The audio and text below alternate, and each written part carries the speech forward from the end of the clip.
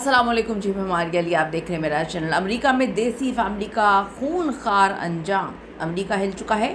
देसी फैमिली के घर में लाशें ही लाशें के पूरा का पूरा अमेरिका हिल गया। 12 साल के बच्चे की वो कॉल जिसने सबको रुला दिया।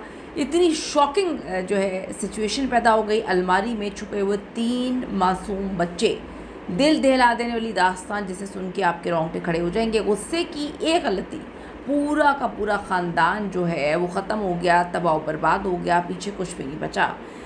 ओवरसीज़ पाकिस्तानियों के लिए ये वीडियो बड़ी लाजमी है देखना, क्योंकि हम दूर हैं, परदेश में हैं, अपने बच्चे लेकर गए हुए हैं वहाँ पर। छोटी सी गलती जिसमें हम अपने आप को कंट्रोल नहीं कर पाते और फिर हम वो कर जाते हैं जिसके बाद में जो है वो कहते हैं कि कुछ चीज़ों का रीटेक्स नहीं होते हैं, रिवाइंड नहीं होते हैं। रिक्वेस्ट है चैनल को सब्सक्राइब करें जी, हमें आपकी सपोर्ट की ज़रूरत है। वीडियो को आपने आखिर तक देख रहे हैं। रात के तकरीबन 2:30 बजे जब पूरी दुनिया गहरी नींद सो रही थी, तब अटलांटा के एक घने जंगल के पास एक बड़ा ही खूबसूरत घर बना होता है। वहाँ पर फ़ोन की घंटी बजती है। ये कॉल जो है वो 911 यानी कि अमेरिका की इमरजेंसी हेल्पलाइन पर थी।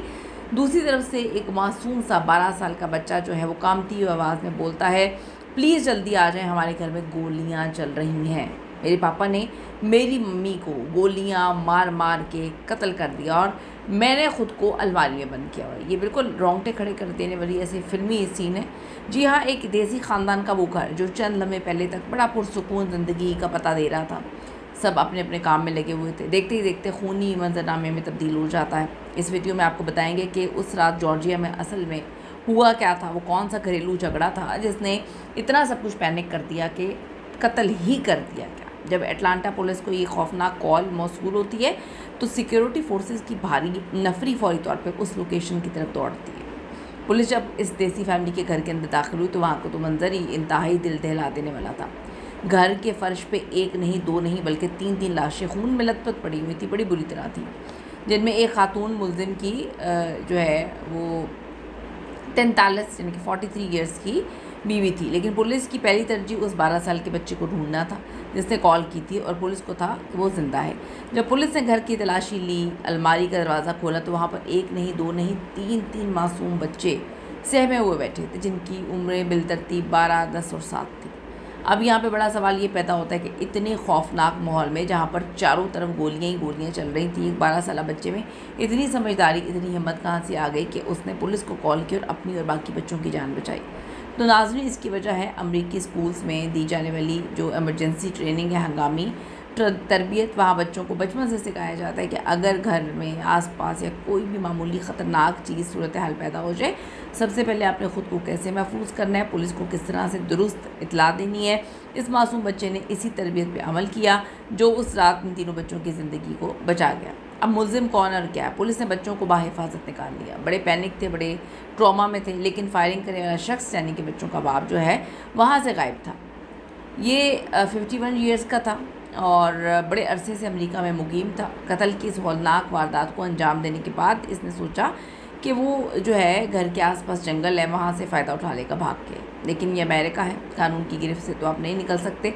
पुलिस ने फौरी तौर पे जो K9 यूनिट, जो खोजी कुत्ते हैं, जदीद टेक्नोलॉजी का इस्तेमाल करते हुए पूरे जंगल का घेराव किया और चंद ही घंटों में मुलजिम को जो है वो गिरफ़्तार कर लिया गया। तहकीकात में एक और हैरानकुन बात सामने आती है कि ये घर उसका नहीं था। वो अपनी बीवी और बच्चे के साथ किसी रिश्तेदार या करीबी रिश्तेदार के घर में मेहमान आया हुआ था, जहाँ दीगर लोग भी मौजूद थे। वहाँ किसी बात पर बहस हुई, मामला इस हद तक बढ़ गया कि ये दरिंदा आपे से बाहर हुआ, असलहा निकाल लिया, अंधाधुंध फायरिंग की और अपनी बीवी समेत 3 लोगों को इसने मार दिया। मतलब आप हिसाब कर लें। आखिर ऐसा क्या हुआ कि 51 साल शख्स जो है अपने ही हाथों अपने घर को बर्बाद कर देता है और 3 लोगों को कत्ल कर देता है।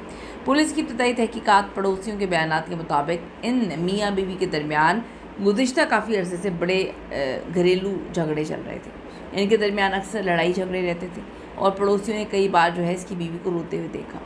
हत्ता कि वाक़े वाले दिन भी सुबह से ही उनके दरमियान घर में फिर गाड़ी में शदीद झगड़ा हो रहा था। ये गुस्सा था, अना थी, रोज़ का झगड़ा उस रात इस हद तक बढ़ गया कि आप देखें कि गुस्से के इस खूनी लम्हे ने सब कुछ ख़त्म कर दिया। मुलजिम इस वक्त जो है वो अमरीकी पुलिस की हिरासत में है।